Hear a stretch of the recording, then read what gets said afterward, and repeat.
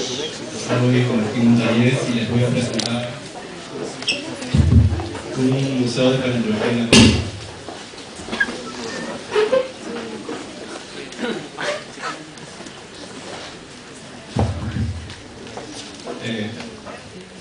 La Costa Verde es el patrimonio paisajístico más importante de Lima y a la vez el límite, su principal límite abrupto, ya que disocia el mar de la ciudad.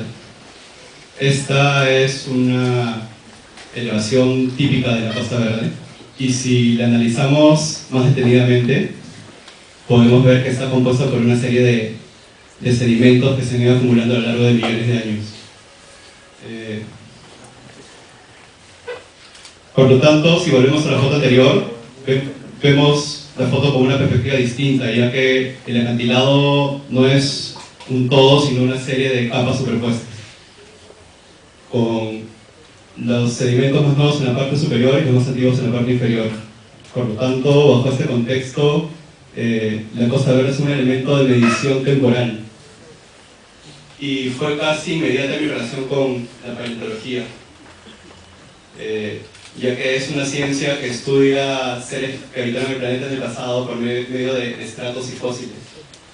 Y es así que llevo a la paleontología en el Perú, e inicio una pequeña investigación, la cual me da como resultado que el Perú es un país con muchos hallazgos paleontológicos, pero lamentablemente son pocos difundidos acá y tienen más importancia en el extranjero. Y cuando llego al departamento de paleontología de la Universidad de San Marcos, me doy con la sorpresa de que hay una biodiversidad de fósiles desde Piura hasta Puno y que existen colecciones que no se exponen por falta de espacio y están almacenadas en depósitos o son prestadas a museos en otros países. Por lo tanto, propongo crear un lugar para acoger estas piezas. Tenía el contexto, que era el tiempo evidenciado en los estratos del acantilado, y tenía colecciones evolutivas de fósiles que registraban animales o seres desde hace 30 millones de años hasta el presente. Y para esto inicio la búsqueda de un lugar y decido implementar el edificio en uno de los accesos a los acantilados en la Costa Verde. Y para ello parto de la premisa de que debería estar en uno de estos porque permite una mejor accesibilidad y aparte tenía unas premisas en las que diferenciaba quebradas de bajadas de escaleras porque, bueno, y prefería la quebrada porque estas conducen o permiten un mayor flujo de personas y las realizan del contexto sin que afecte el carácter del lugar. Aparte, las quebradas son lugares artificiales y no naturales, por lo que no estaría atentando contra un paisaje natural. Y finalmente por un tema de aislamiento, ya que descender paulatinamente por una quebrada me disocia de la trama urbana y genera un contexto propio para el edificio. Así que decido, o elijo Armendáriz porque es la única quebrada que cumple con esas condiciones y aparte tiene una conexión muy importante con el Paseo de la República, que es una de las arterias principales de Lima. Y esta es la quebrada de Armendáriz. La quebrada tiene una particularidad geográfica muy importante, y es que la quebrada no es perpendicular al mar, sino genera un ángulo agudo, como se ve en la foto superior. Y esto disocia el paisaje seco de la costa con el paisaje húmedo y verde del interior de la quebrada. A pesar que fue mutilada en los años 60 para pasar la vida, aún la espacialidad es muy marcada. Esta es una foto actual de la quebrada y este es el promontorio o masa sobre el cual decido implementar el edificio, por un tema de esos contrastes encontrados en este punto. Estos son los caminos, abajo se ven los caminos de acceso peatonales. Y con esto inicio una serie de ejercicios espaciales. Defino o comprendo el lugar, encuentro una intención que es de atravesar esta masa y encuentro una dirección exacta a través de vectores que atraviesan el lugar por los puntos más contrastantes y puntos que me permiten poder acoger el edificio. Y finalmente, por un tema estratégico, una estructura, ya que construir en la ladera implicaba tener en cuenta el tema estructural, ya que estoy a definir al final la volumetría. Y el cilindro es una forma muy buena para resolver cargas laterales, y aparte su verticalidad permite generar en su interior ascensos y descensos, que es lo importante para el edificio, ya que lo que quiero es poner estas piezas en un contexto relativo a su pasado, mientras más antiguas, más profundas. y con esto genera un sistema en los cilindros, por el cual haciendo por uno llevo a un nivel intermedio y luego bajo por el otro. Y lo que tengo al final es una especie de suerte de artefactos que se sumergen en la Tierra y su profundidad es variable de acuerdo al contexto o ecosistema que cogen. Y llego a una serie de conclusiones con un emplazamiento a mitad de ladera para no ser invasivo con la zona residencial de la parte superior ni recibir todo el ruido del tráfico de la vía de alto tránsito. Perdón. Y me emplazo en ese vector porque trato de integrar esos dos paisajes.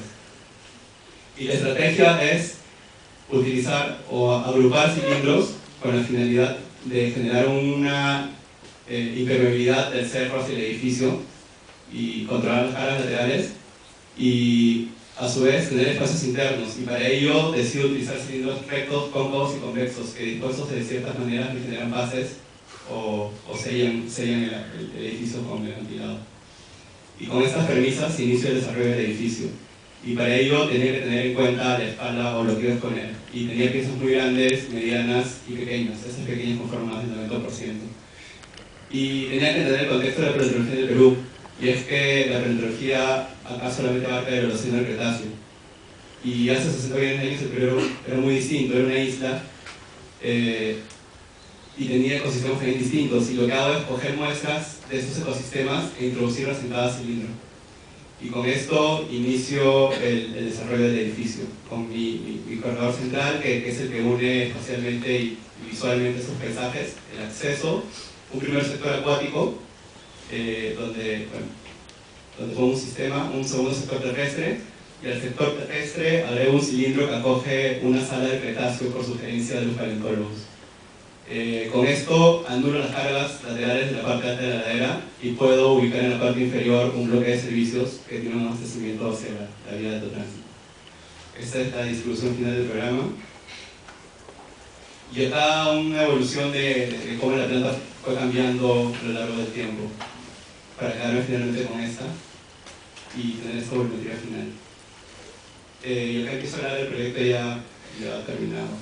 Y es que el edificio tiene un radio de 500 metros, una serie de paraderos, a 900 metros de estación del Metropolitano, y decido ubicar el estacionamiento fuera del edificio porque entraba en contradicción contra todo lo que planteaba, ya que yo planteo aislarme de la ciudad por la quebrada y descender en la tierra, y lo que iba a hacer este estacionamiento es llevarme de frente al edificio y hacerme subir por un ascensor, y lo subí con el Arcomar.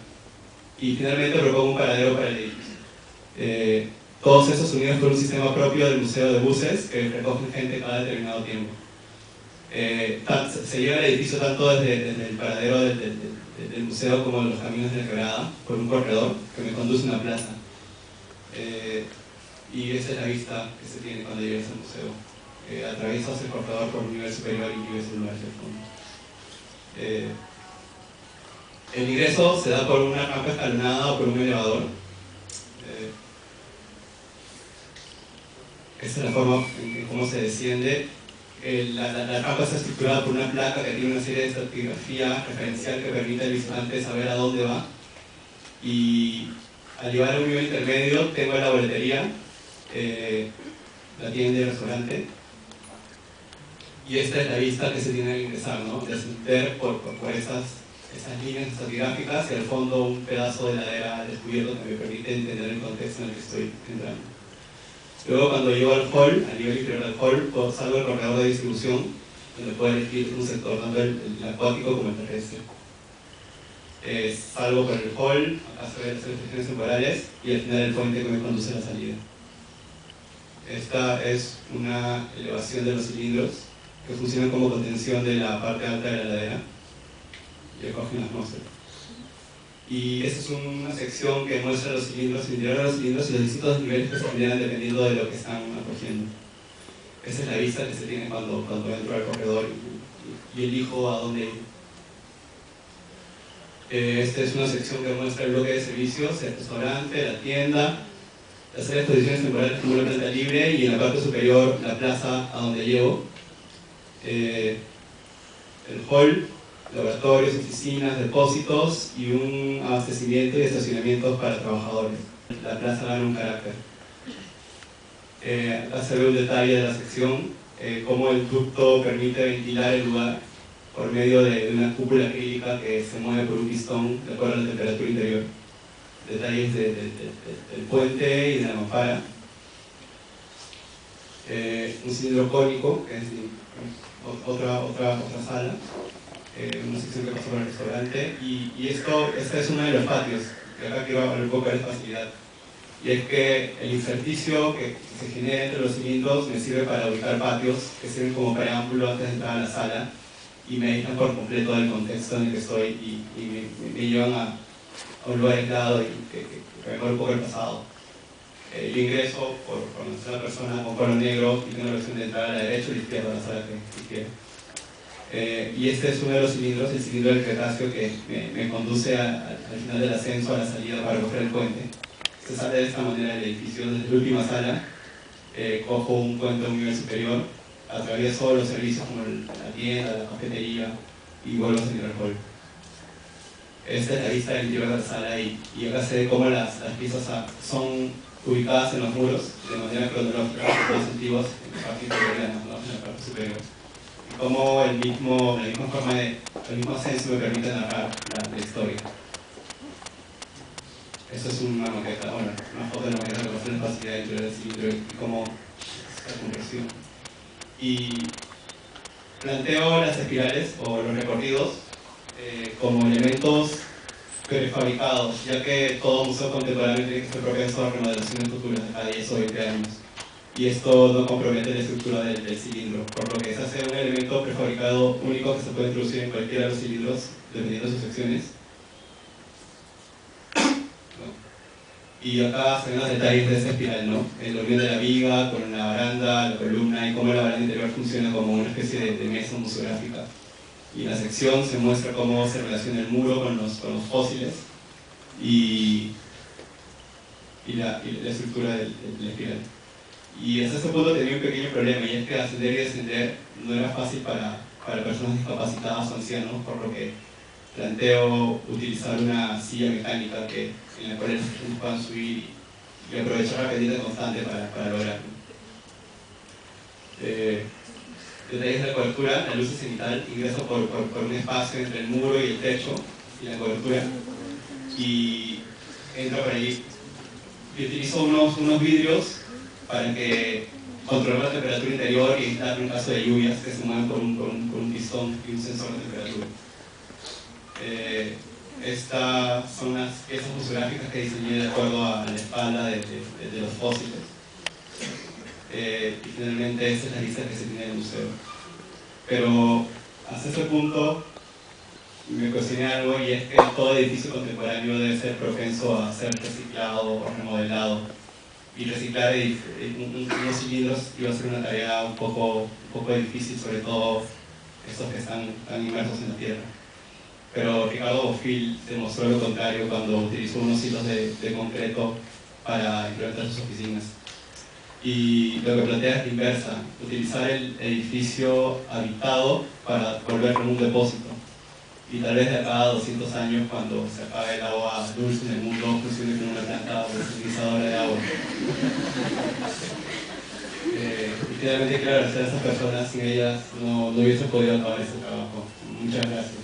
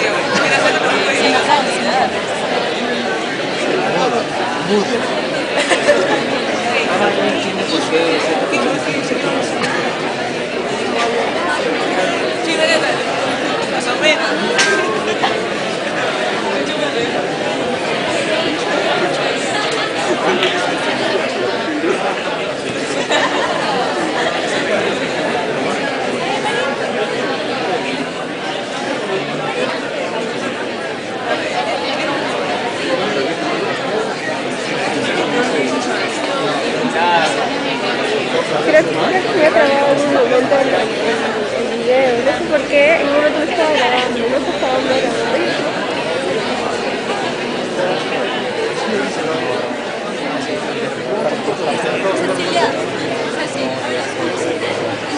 No quiso, pero está hermoso. Se pone nervioso, A mí me dijo que iba a ir con su pueblo a Jurassic Park, pero me dio.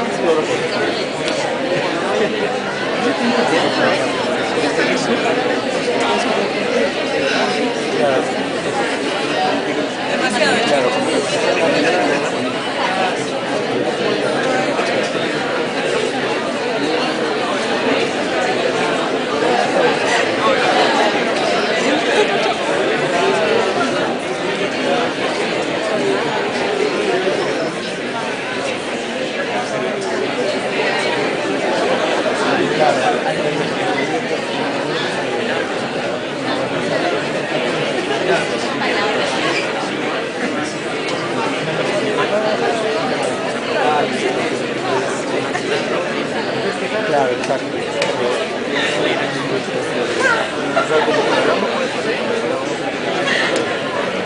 O sea, eso tiene que estar lo más para que a mí me gustó para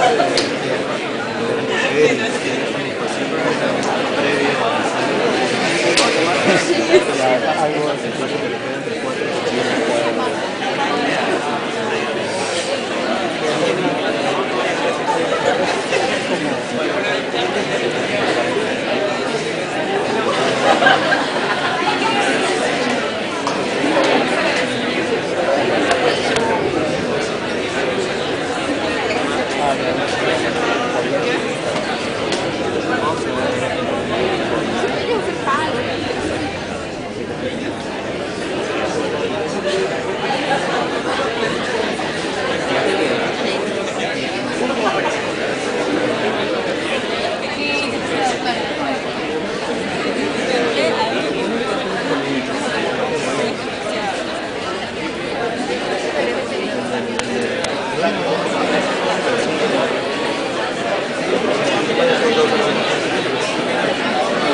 no va para, ya está subiendo y está bajando.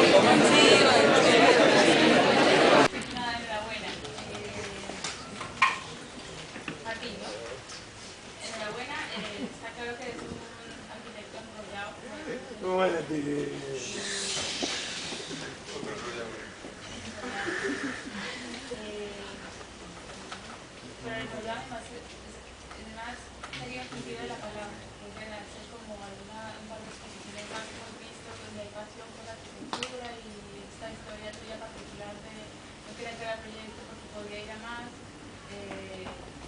Creo que es una lección para muchas personas que se conforman con lo que hacen y bueno, afortunadamente la arquitectura nos está bien terminable para desarrollar nuestras obsesiones particulares, nuestro amor por el trabajo. Me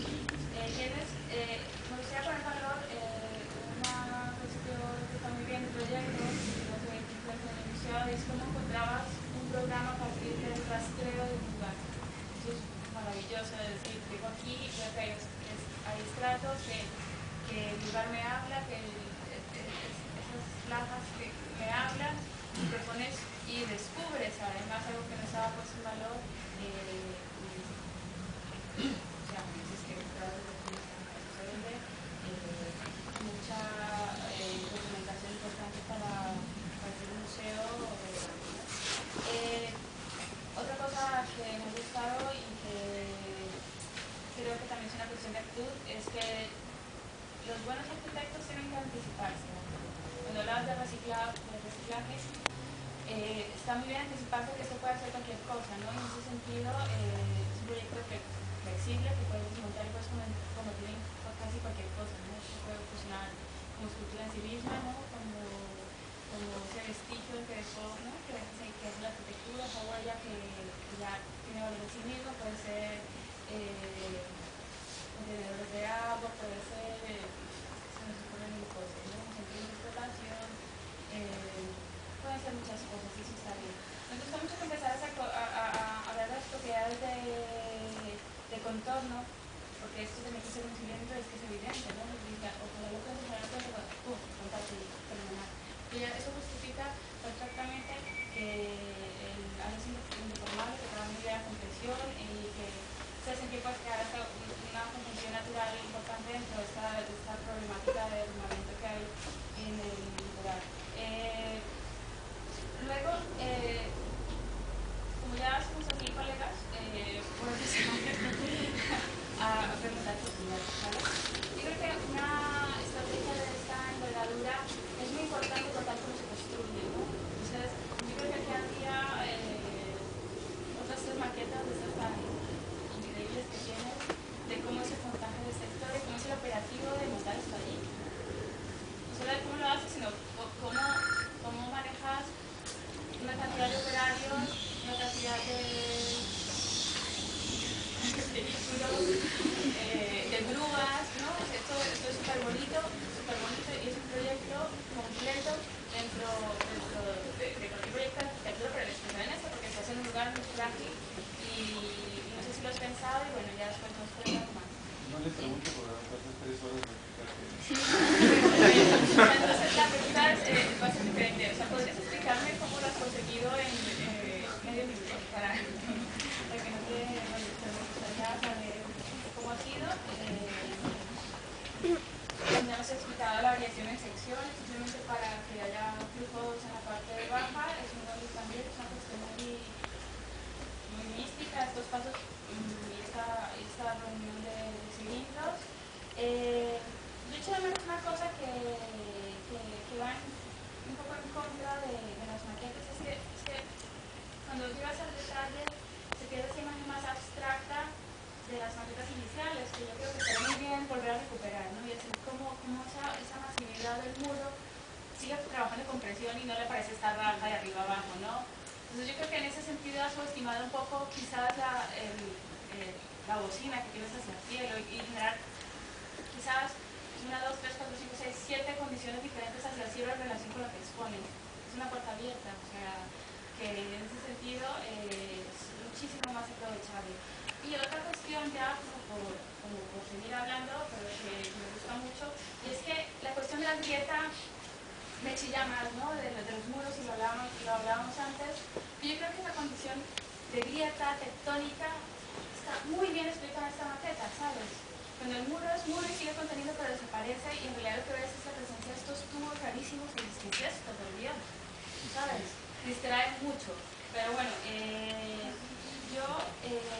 nada, ha sido muy hábil. Antes hablábamos de la copia y saber copiar. El Guggenheim funciona así, es un museo que es maravilloso. Yo lo conocí hace un par de años y me pareció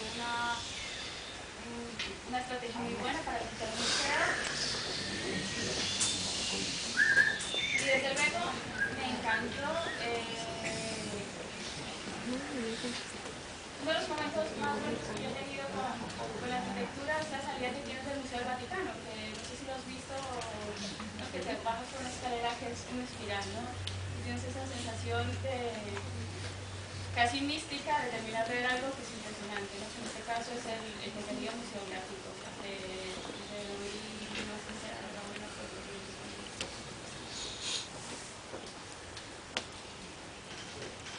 Bueno, es un proyecto muy sólido porque independientemente de cómo te acerques a empezar este programa, ya es toda una aventura, es más interesante la solidez con la que estás eligiendo las cosas. Está claro que tú dices, lo interesante aquí es atravesar la masa, porque al atravesar la masa estamos viendo el tema de estratos y esa verticalidad en los estratos es la que significa la aparición del tiempo. Y de ahí a pasar al cilindro como solución, ese es el momento perfecto. Porque está muy claro y muy fácil estar haciendo un hueco, ¿no? Y luego poner unas paredes que contengan ese hueco, es como el siguiente paso. Pero el saber que va a tener este espacio que tiene que ver con recorridos, y el saber que este espacio va a tener que ver con la solución de contención de tierras, y que esas dos cosas, recorrido y contención de tierras, son los elementos esenciales que hay que resolver, es lo que te llevan a estar decidiendo con toda la solidez que el tubo, el elemento cilíndrico es la solución. Ahí está. O sea, el dato en que, como decía, está generando una solución que ya está anticipándose y es integradora. Entonces creo que ahí está la genialidad. No se le ocurre a todo el mundo hacer eso. Que después, una vez que está el tubo, puede ser así, o asá, o así, y que está buscando entonces que haya una contención general para que después la parte de abajo pueda tener una solución más convencional de enterramiento, porque ya no tiene problemas con las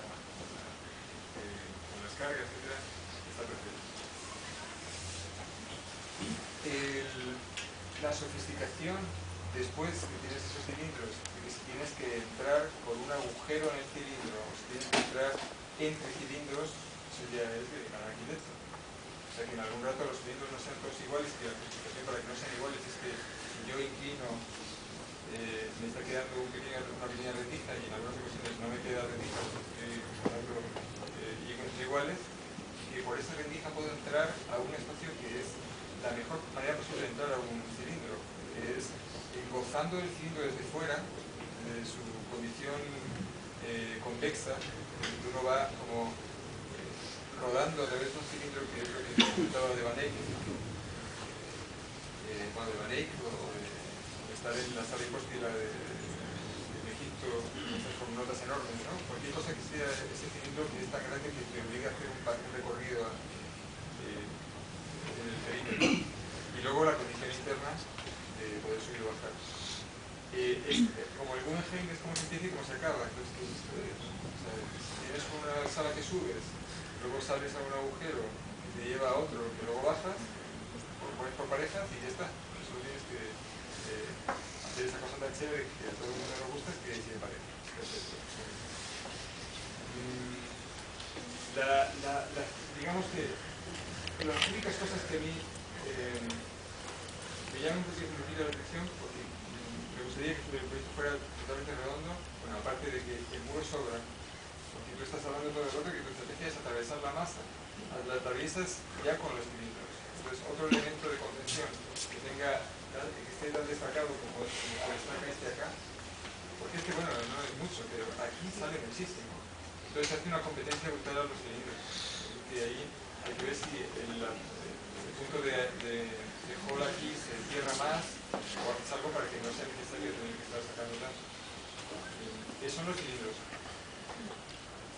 Lo demás tiene que estar accesorio. El museo enterrado que tiene Hudson, que lo tendría, si no fuera porque se quedó el proyecto solo, pero que tiene una condición muy parecida a esta, solo que el mismo grosor de los cilindros encaja la circulación. Las circulaciones se mueven de una forma libre, pero que está más relacionado con el mismo proyecto. O sea, no es un elemento añadido, sino que es un elemento incorporado en la misma solución. Hudson, Van Eyck, Bofill, Montañez, no sé más.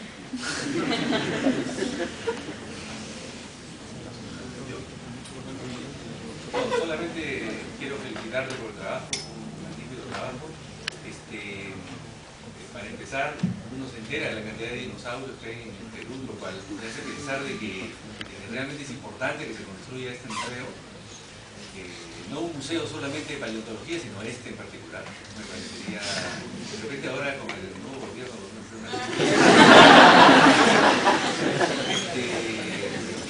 pero realmente me parece que sería una contribución importante a la arquitectura peruana y a la ciudad. Creo que por supuesto ya se ha repetido y igual tengo que decirlo, la intuición de acumular diferentes cilindros uno junto al otro como una manera de perforar el suelo, me parece que es el proyecto, es incuestionable, tiene una gran fuerza, tiene poética, me hace pensar, por supuesto ya los ha dicho José María, pero tiene uno que decirlo, ¿no? Te hace acordar algunas imágenes de la arquitectura de Kant. Yo también pensé en el Museo de Hudson, lamentablemente me ganaste en la mención, pero me parece que es una de las obras maestras de la arquitectura del siglo XX. Lamentablemente no construida y, en fin, un proyecto que al mismo tiempo resuelve un problema específico y es producto de una investigación personal y al mismo tiempo tiene resonancia con tantas referencias y problemáticas de la arquitectura contemporánea o de la arquitectura, digamos, universal finalmente, me parece que es muy valioso. Ya, si nos ponemos un poquito ya especiales yo diría que como este es un proyecto que se ve bastante de los edificios altos que están alrededor y se ve también incluso, me imagino, del parapente, tengo una sensación, pero es solo una sensación y acéptalo simplemente como una observación subjetiva, de que me hubiera gustado un poquito más enterrado, no sé cómo decirlo. O sea, como si tuviera, pero me estoy atreviendo a decir una cosa que ¿ah? Bueno, un poquito, no sé. Sí, ¿me entiendes? En esta imagen en particular, es una sensación nada más. Tal vez si los muros hubieran estado más enterrados, creo que hubieran tenido menos presencia y se hubieran leído más como unas grietas lineales en el terreno y si algo, no sé, te da una sensación de que los cilindros aparecen menos, pero es solamente una observación final producto de esta imagen, pero que no menoscaba para nada mis felicitaciones por el proyecto. Bueno, te queda la tarea de explicar cómo se construye en un minuto. Yo quería profundizar un poco lo que dijo José María de los cilindros, porque no es solo encontrar el cilindro en la solución, sino cómo ese cilindro se puede deformar para crear múltiples expresiones y ya la manera de entrar, la manera de contener, y creo que eso no se ha entendido bien y yo creo que es tan creo producto de un arquitecto que sabe pensar, que hay que decirlo, ¿no? Que cuando tú tienes un cilíndrico puro, tú lo juntas y no tienes intersticios. Si haces cónico y lo juntas, tú pasas, creas la grieta, pero no contienes la tierra porque esa grieta, pues, ¿no? La tierra se cae por esa grieta. Pero si tú juntas a la vez cilindros puros, cónicos hacia arriba o cónicos hacia abajo, ahí tú permites una estanqueidad total hacia la tierra, al mismo tiempo que abres el intersticio y al mismo tiempo que defines el espacio. Y hay una escultura de Anish Kapoor que está actualmente en el Gran Palais de París, donde hace como el vientre de una madre, donde uno entra primero a una especie de enorme estructura inflable, y que es una experiencia increíblemente fuerte, pero que no es nada si después no te hace salir, porque tú no la ves el interior, toda roja, no es nada si tú no sales y después la ves por afuera. Esto es lo mismo. Y creo que esa intuición es más importante que cualquier otra. O sea, que es, bueno, o tan importante como decir, veo la Costa Verde y en ella veo tiempo y no tierra, y veo enterrarme y veo cilindro y no grieta, ¿no?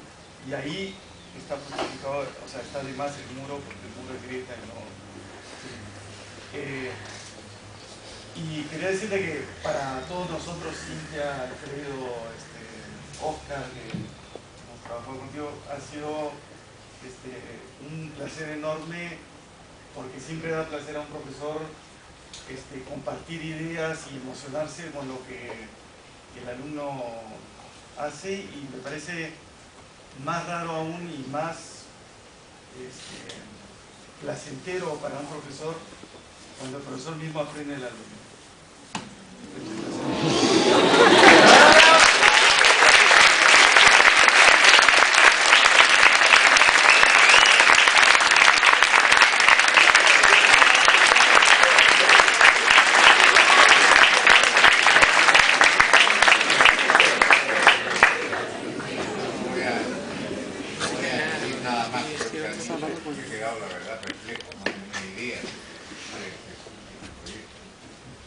Creo que es una constancia, una comprobación muy reconfortante, que si tú has pasado, tú te has educado en esta escuela, en esta universidad y estás presentando este proyecto, quiere decir que no se han hecho las cosas mal.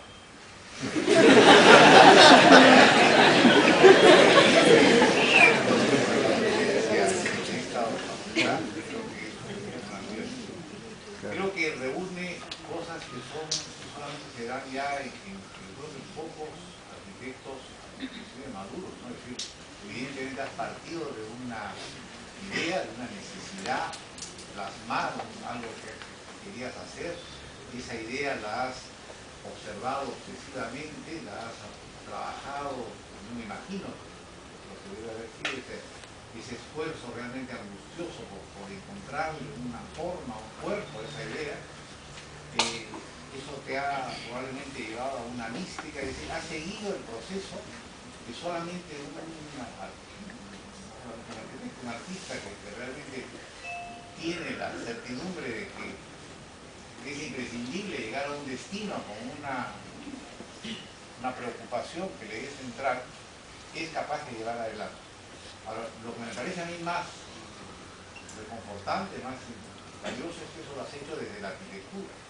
Porque realmente yo pensaba en Eduardo Chillida. Chillida se pasó toda su vida y nunca pudo llevar, por eso seguramente tú has visto en el proyecto, de haber excavado un volumen en el interior de un cerro en Lanzarote, ¿no?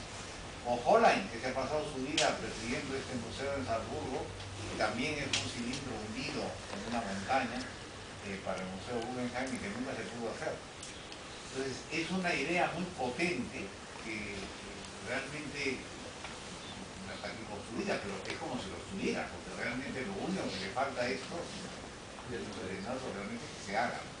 Felicitaciones realmente.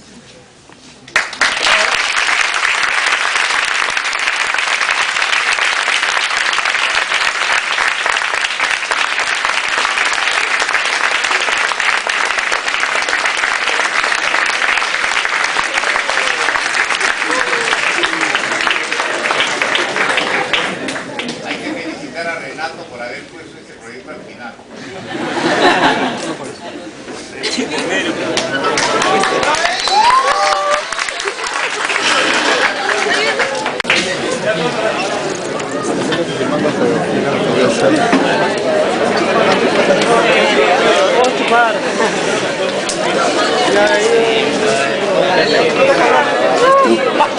Anda.